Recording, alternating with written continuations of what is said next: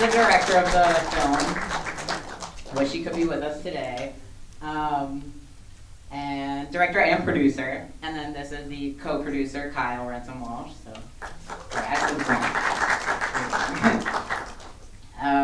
so how are you? What time is it over there in California?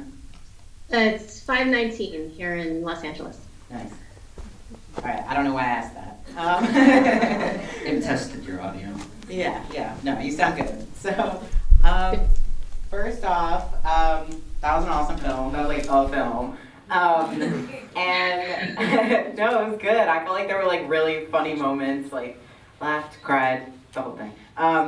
So I just wanted to start off the Q&A by sort of having you guys talk about your paths first into filmmaking, because I know you guys both started out different. You were like a photojournalist and a radio producer, and you were studying anthropology college? Yeah, and so how you guys both got into filmmaking and then met each other and decided to make this film. Do you want to go? Whoever wants to go first.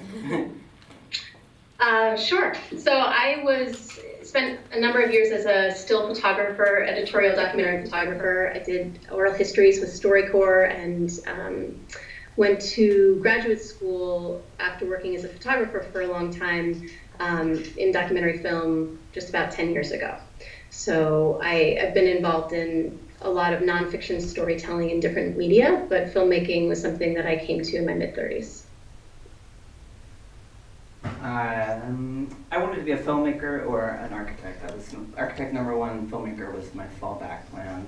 And we didn't have a film program at my college, so I did what I could do, and I did anthropology and architecture. So I felt like people and stories and pixels and something will come of it.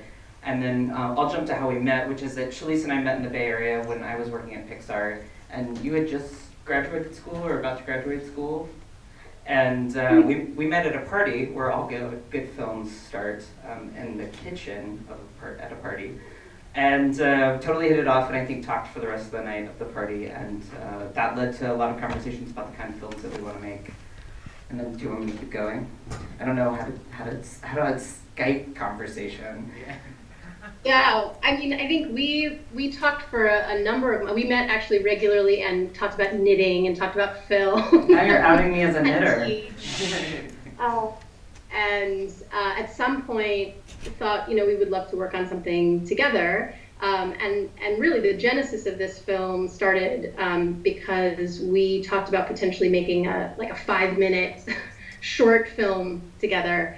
That I think initially was going to be more of a meditation on this idea of finding your voice through transition and music. Initially was going to star you. Details. But it started with more of a concept and an idea that evolved over time in a lot of different ways, as any film does, but was very much inspired by sort of what was going on, Kyle, in your life at the time, and the sort of intersection between transition and music, and finding both your literal voice as a singer and a musician, and at the same time one's figurative voice as showing up in the world.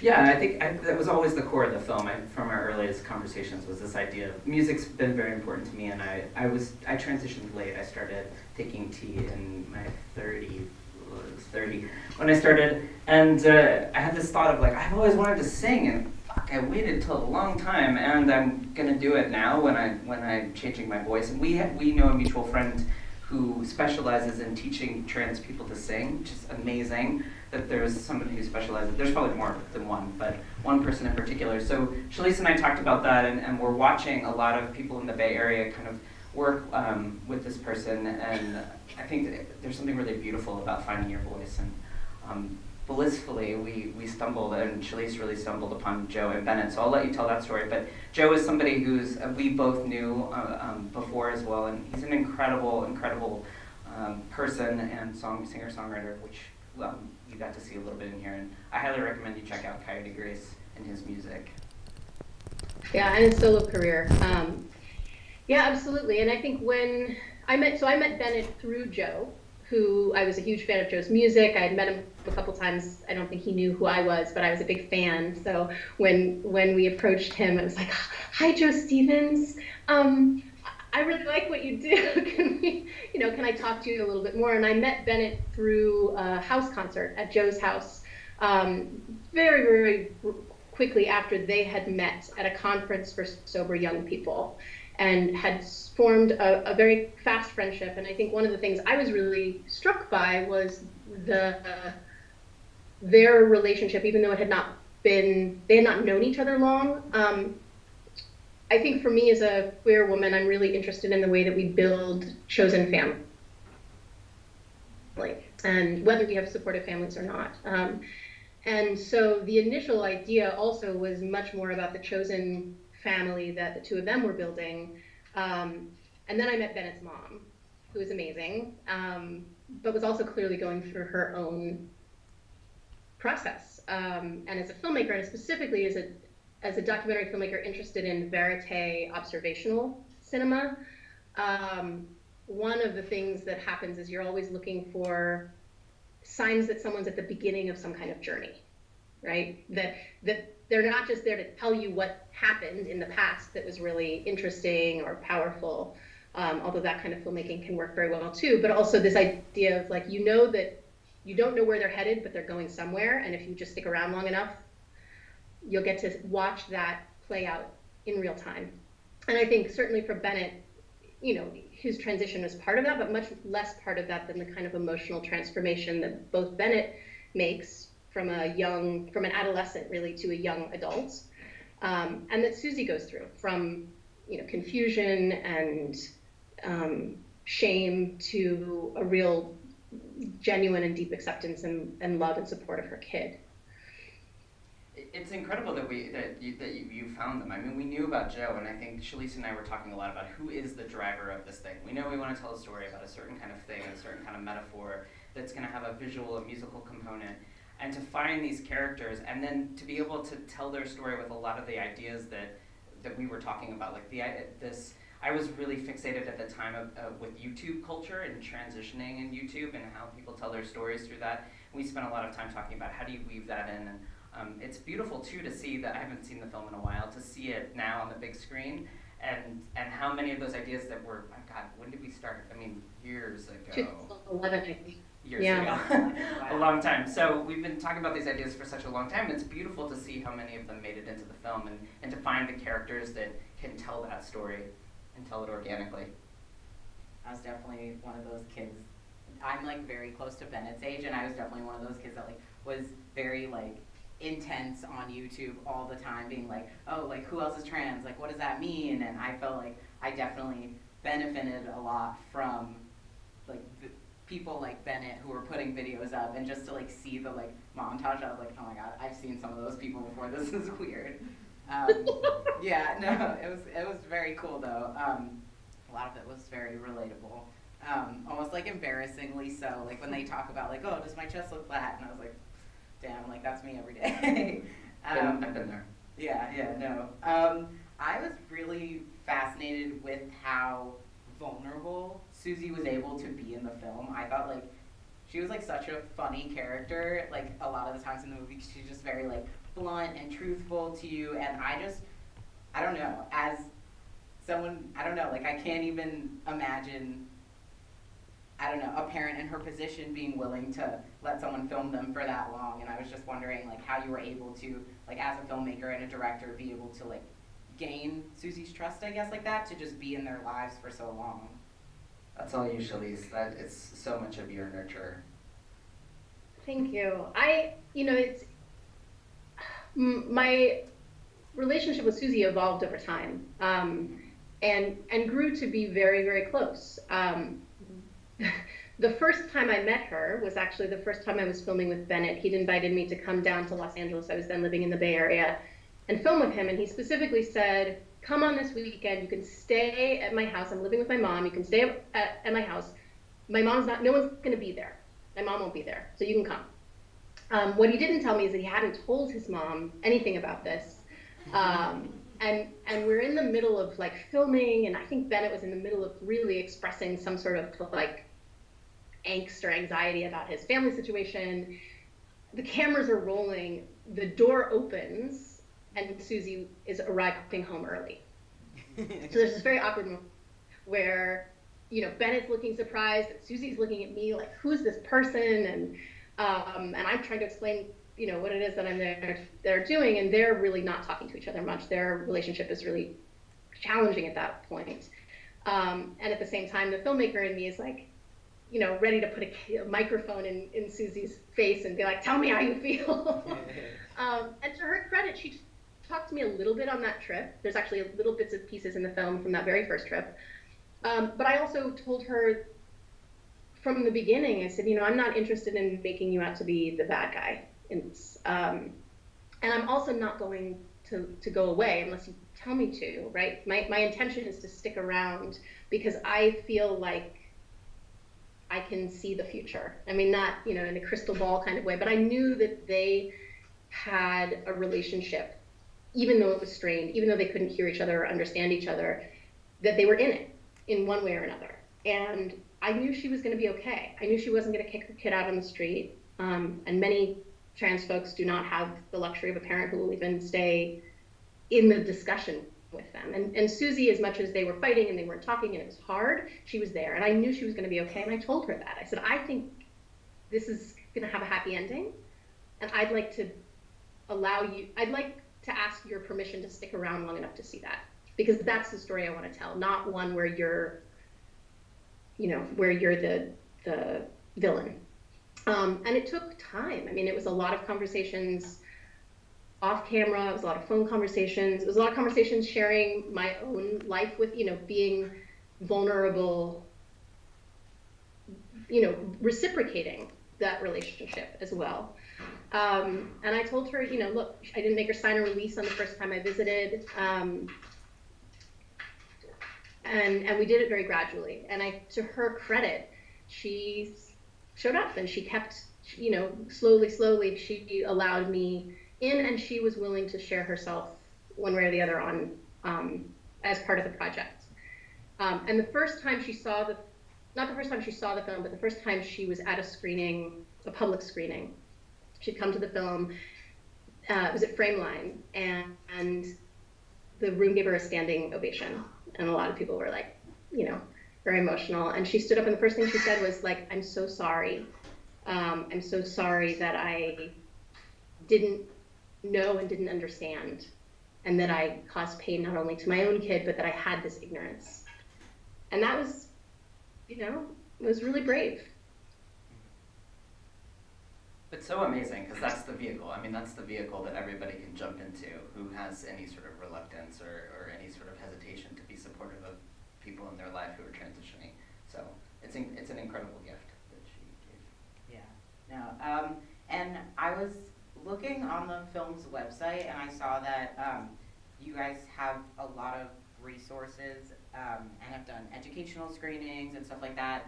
And so I guess the film has a lot of lessons, tackles a lot of subjects of like addiction, recovery, all that. And I was just wondering, I guess if you could choose one or two things for people to like take away from this film, what would that be? Yeah.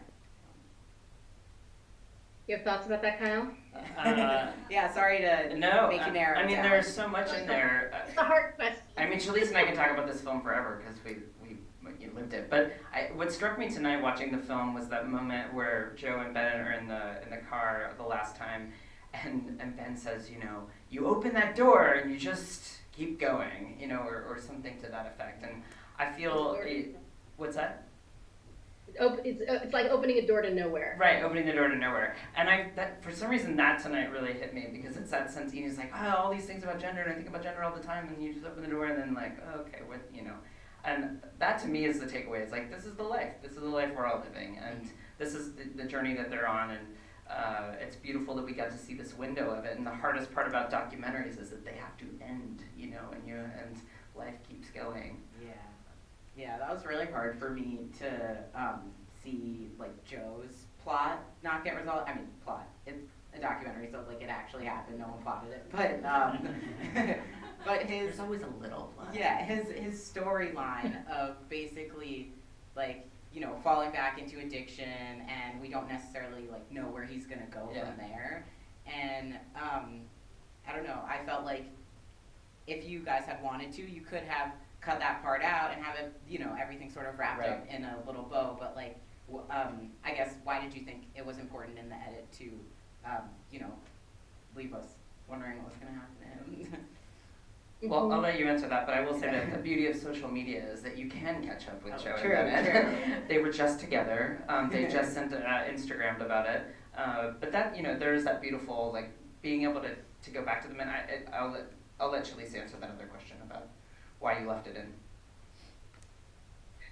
I mean, I think it was part of a conversation, an ongoing conversation, not only about Joe's storyline, but I think about this. What we really didn't want to do was tell a story that said, you know, it's really hard, and then you get to transition, and everything's great, and life is perfect, right? Even though I think Bennett at that time was like, this is the most important thing in my life, and this is what I want. But of course, once that threshold was passed for him, it was really it was that opening the door to nowhere, right? It's the beginning of the next stage. And I think for Joe, and he's so candid about it, and he's so open about it, and he writes and talks about his experience with addiction really openly, which is part of why I felt that it was okay to sort of delve into it in this way in the film. And I checked in with him often as we were going through. Do you think it's not up in a bow. I have like the a real question life. for you. Yeah. Do you think it helps that he's already a mini celebrity in his willingness to be open? It made me think for the first time that maybe that he's already been exposed to a certain degree. I actually think it's just who he is. Yeah. I think Okay. Joe is just he loves to talk and process and think, and you know, I think certainly that helps him be a public figure. You know, it helps him perform and talk with people publicly. But I think it's also just who he is. He's very generous of spirit, but he's also he likes to process, you know, and he was very willing to do that in front of a camera, but also he does that in his writing. And I've had lots of conversations with him about it, and one of the things I really appreciated, because I was nervous about filming, because we also have a very close friendship, and so there were times when I thought, am I wearing my friend hat right now, or am I wearing my filmmaker hat, especially when he was really deep in his addiction again, when he had relapsed. You know, he would call me over to you know, come over and just be with him, and so it was always this question, but like, do I bring my camera, do I not? And I felt really nervous about him, but when I would check in with him, he would say, no, it's okay. You know, it sort of feels like free therapy to talk about what's going on with me, and it's an excuse to do that, and I want to do that. And not everybody feels that way, but gratefully the people in this film were willing to share their vulnerability in that way. And I think it was important to keep it in because it's true to Joe's reality, whereas wrapping everything up with a bow, I think, is not as true.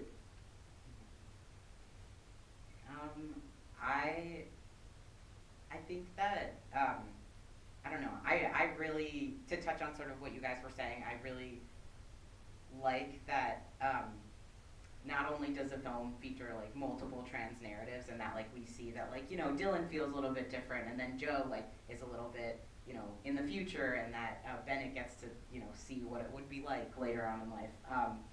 And I like that there's the timeline of, oh, like he's waiting till top surgery, but that necessarily like, I don't know, the film doesn't focus on the physical, and it can focus on Suzy and focus on all of that. And I was wondering, because you guys were using the timeline of surgery, did it initially start out more focused on the physical, or did you always have that intention from the beginning? It's funny, I almost mentioned this part earlier because it was and Shaleece and I really struggled around talking about surgery, because I think from our earliest conversations we didn't want to do a story about surgery. Mm-hmm. And yet, we had many rounds about this.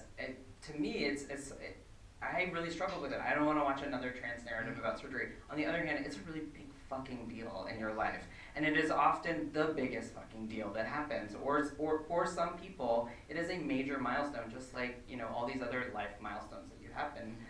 So I think that what I appreciate about the way that Shaleece directed and edited this is exactly what you're saying, is that it's there, but it was not the central, like, how do you have it in the film but not make it everything?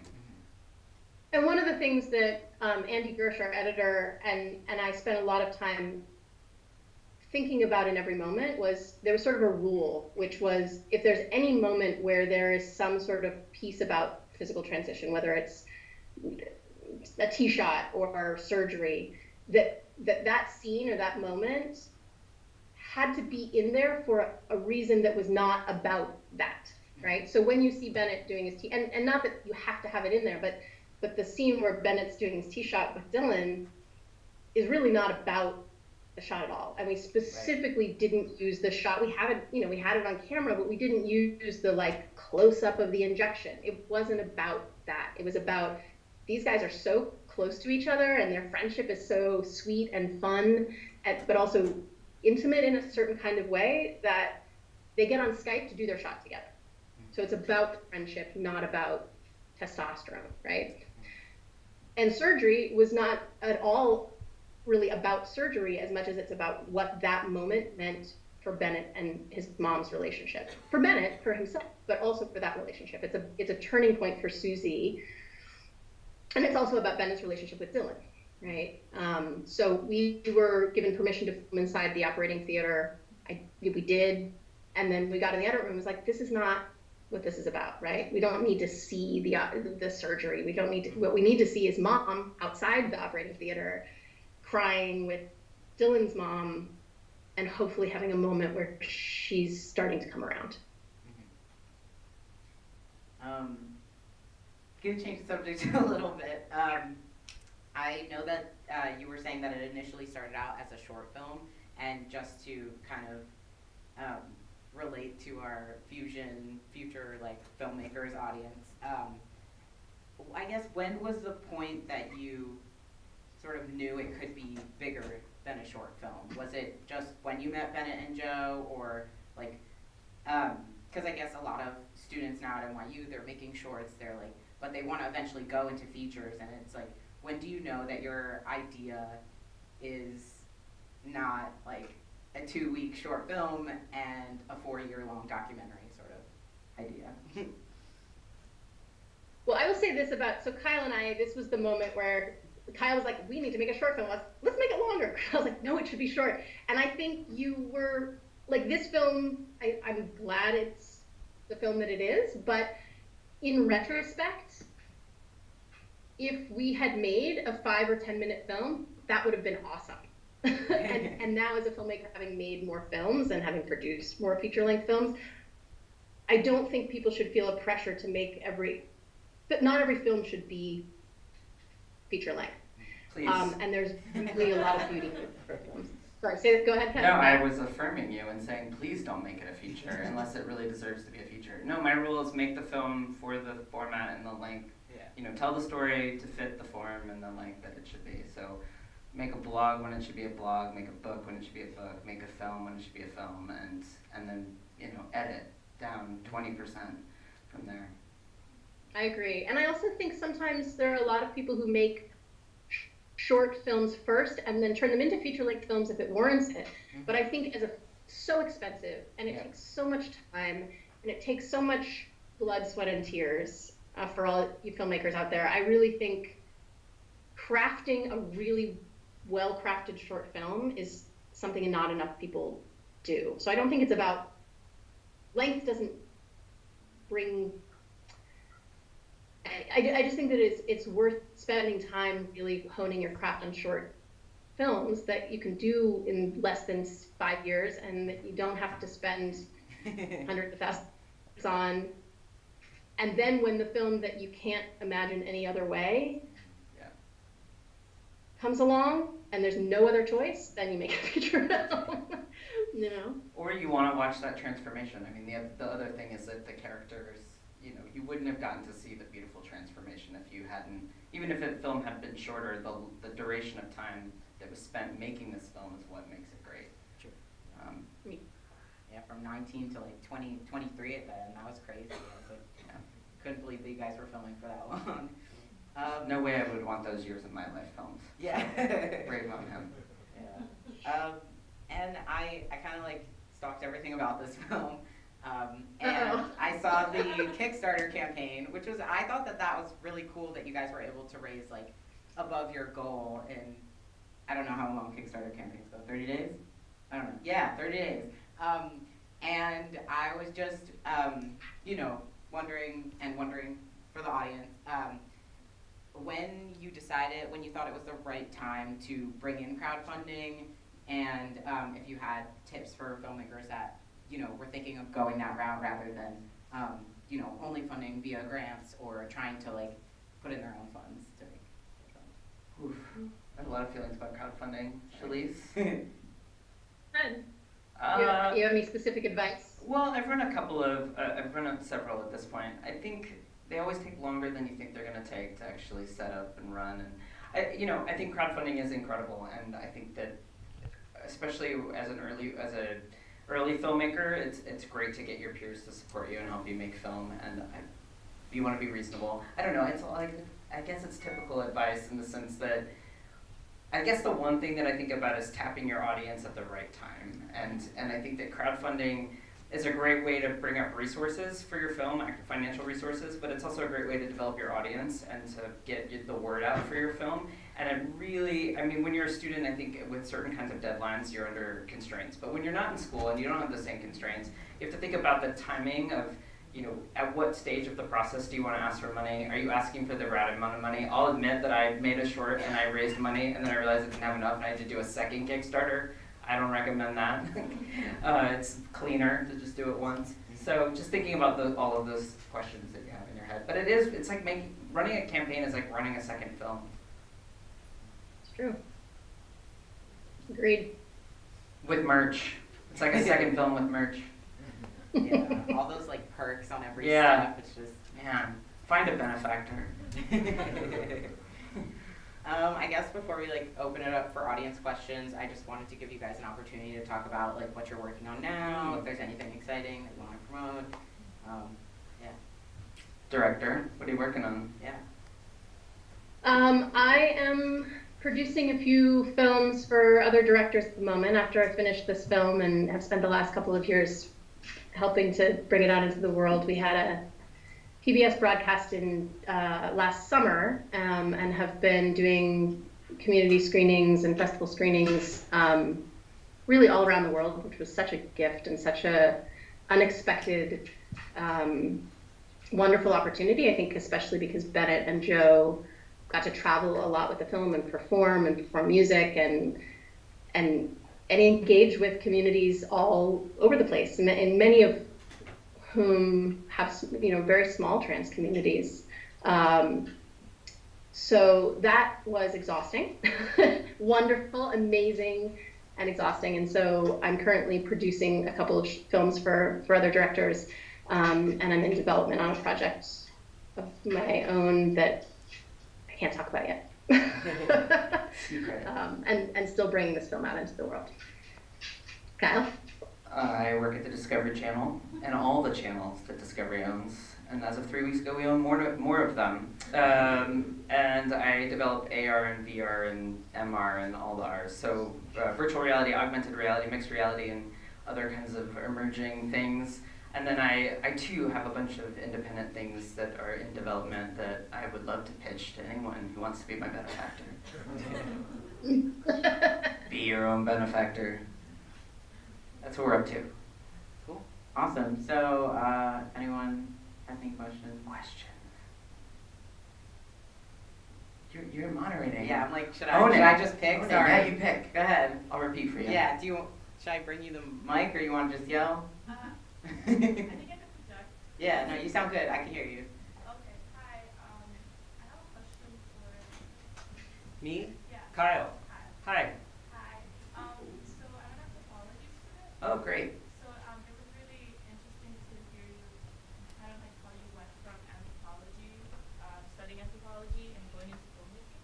So I was wondering if you could talk more about that, how your training in anthropology informs how you make films and what kinds of subjects you find interesting.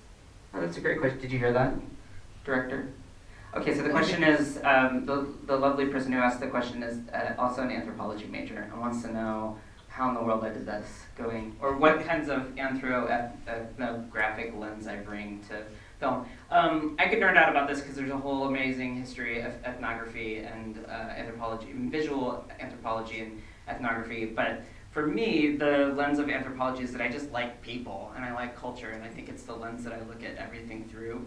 And I'm always, even in like giant corporate America, I sit in the room and I think, okay, I'm an anthropologist, and I'm in this room, what is everybody wearing, and where are they sitting? So I feel like I've always got that lens on, who's wearing what, and why are they sitting next to that person, and what's going on here? So I think that's always the lens I bring to it, and I will say, nerdy random fact of the week is that Dax Shepard, it has an amazing podcast, he's also an anthropology grad, which made me love him even more. But I think it's just like the questions that I ask in my head all of the time, and it also is the kind of movies that I want to make. And my anthro teachers would say you can do anything with anthropology. I think all anthro teachers say that. Yeah, they should, because there's no career in anthropology. Who's the person over there that, oh, okay, sorry, I like moved out of the way. Go ahead. I was just wondering, what was the initial conversation with Ben like, and how do you approach a subject as a documentarian and make them be willing to open their lives up to you that way? Did it help that he was younger and was sharing on social media, it seems, already, and was interested in that, or how did that begin? So, That was very long. Shaleece, the question for you, yeah. So the question for you is, how did you woo Bennett into being a participant? And the idea of the, filmmaker-subject relationship, but how do you convince a subject to participate? Yeah, I mean, I think it's interesting, even just the language that you, at least you, Kyle, used to ask that question, right? How did you woo Bennett? That's always my strategy. Him to participate. I think every film is different. In this case, when I approached Bennett and Joe, I didn't know what kind of film we were going to make, right? I didn't know what was going to come next. I had a feeling that there was something compelling about them. I had all the conversations that you and I, Kyle, had about sort of the thematic underpinning of what was interesting. But I didn't say, hey, Bennett, I have a proposal for you. Would you like to spend the next 4 years having me follow you around with a camera, even when you're in a bad mood? And then, we'll have it on PBS, and then this is how it will go. I was very candid with him. I said, I don't know exactly where this is going to go. I don't know what the story really will be, and I don't know if anybody will ever see it. But I really like your music, and I think what you had to say was interesting. Could I come and interview? Can I come to LA and talk to you on camera? Like, would you do an interview with me? And he said yes. Knowing what he knows now, I think, he didn't really know what he was getting into. No one in the film did, including me. But I was honest with everybody in the film all the time, and I think that was a big part of it, was sharing with them what I knew when I knew it, when things changed, when they evolved.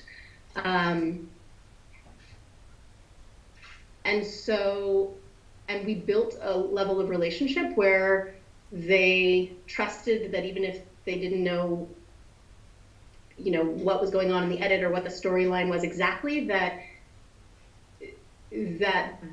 all that time we'd spent filming hundreds and hundreds and hundreds of hours that was going to get condensed into less than 2 hours, that they could trust that process because they trusted me. And that was a lot to carry. That was a very heavy burden. And I take it very, very seriously, but I lost a lot of sleep at night wondering if I was doing all I could to honor that, because I also feel like there's competing interests between honoring the relationships you have with the people in your film, honoring the audience and the story that you're telling, and then of course once you have funders and once you have distributors, once you have other people coming in and saying, we have ideas about how this should go. And I'm grateful that I felt like ultimately we were able to balance those things. But I worried a lot about issues of representation and issues of, not only am I not trans, but this is not my, unless I'm telling my own personal individual story, right? I'm a queer, cis woman, with a lot of trans folks in my, my own intimate and familial and community life, but that doesn't make this my story, right? And one of the things that I often said to them, talk to them about, but also talk about more broadly, is that I see this as a documentary film isn't like truth, right? It's a collaboration where Bennett and Joe and Suzy have allowed me to tell a version of a portion of their story, right? It's only a year, a few years, and it's only the parts that we put into this story, but it's also told through my lens. And I think that that's important for all filmmakers to acknowledge, is what lens are you telling the story through? Where is that coming from? Because you never hear my voice and you never see my face, but I believe that I, like every documentary director, am present in the film in a lot of ways, through my relationships, through how it shows up, through the things we choose to put on camera, the things we choose to put in the edit. And so it's their story, but it's their story told through my lens, which is very different than maybe how they would tell their own story, or how somebody else with a different perspective and a different set of experiences and identities might tell the story. So I also want to be really clear that it's not meant to represent trans experience in any broad way. It's not even meant to represent Bennett's experience above and beyond what's sort of this small piece. Does that make sense? I'm gonna nod for everyone. Yes. Are there any other questions? Allison? Hi. I'd love to hear more about the choice to incorporate animated sequences into the film.